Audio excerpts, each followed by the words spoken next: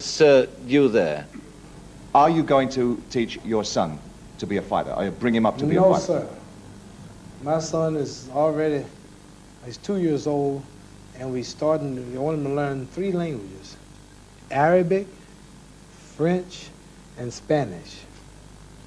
My son is gonna, by the time he's where he is, we in America would have had what we call our independence by now. The separation we preach would have been taking place in maybe another less than 10 years. This is gonna happen. God's gonna force it. By then, he's gonna be a hope to be a world traveler and interpreter, talking to other people. In French, many African people speak only French. Many darker people speak Spanish, and he's gonna have to do a lot of traveling, ambassador work, and doing different things I plan. And I'm he's learning these 3. He's 2 years old, and we're getting him ready now for Arabic, French, and Spanish. And so he ain't gonna be no fighter. He's gonna use his brains. Why not? Why wouldn't you let him be a fighter? Well, for what? Well, I mean, you're a fighter. I mean, why would you I had to be a fighter. You would have been something else, would you? If I could have went to school and got an education and could speak, say, 3 or 4 languages fluently and got a good trade in life, I'd forgot all about fighting. Would you?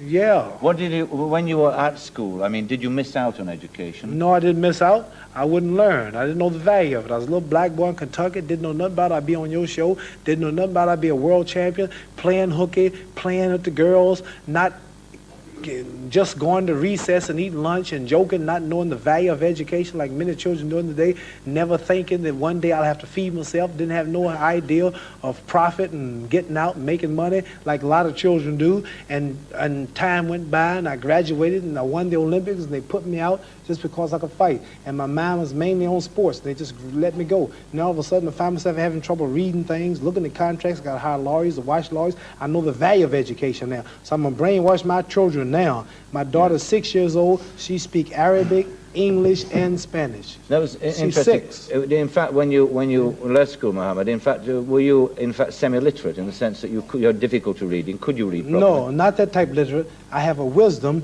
that can make me talk to you, an educated man, on any subject, and if the audience or the people listen, they'll say I won. Now, I'll say this. No, I'm serious. I have the type of knowledge that Jesus had, Moses had, Abraham, Elijah, Muhammad. Men are illiterate according to your educational standard. Moses was so illiterate he couldn't talk. His brother Aaron talked for him. Jesus was a carpenter, know a lot. All of God's prophets were uneducated men. This is why he chooses them, because he wants nobody to take the credit for his success. He's God. He takes them empty and teach him. So I've been taught by Elijah Muhammad. I studied life, I studied people, and I'm educated on this. But when it comes to reading and writing, I may be illiterate in that. But when it comes to common sense, when it comes to feelings, when it comes to love, compassion, heart for people, then I'm rich. Yeah. I wrote something once that says, where is man's wealth? His wealth is in his knowledge. For if his wealth was in the bank and not in his knowledge, then he don't possess it because it's in the bank. You understand? My wealth is in my knowledge. See, I'm a boxer, and I'll challenge. I love to come on your show because you ask me good questions. I really like a man like you. You asked me a question here that was good. Man, you didn't write that. It was already in the book. You just brought it out. You found that. See, ain't nobody else wise enough to go find that. See, I like people like you. You make me think. You keep me sharp because I'm a spokesman for my people. And I want to represent my people. And I don't want to be a bad representative. I can't be blind because the blind lead the blind. They all fall in the ditch. So I need people like you to match with them. George Foreman can't talk to you now. Joe Frazier can't talk to you. You'll eat him up. How you feel, Joe?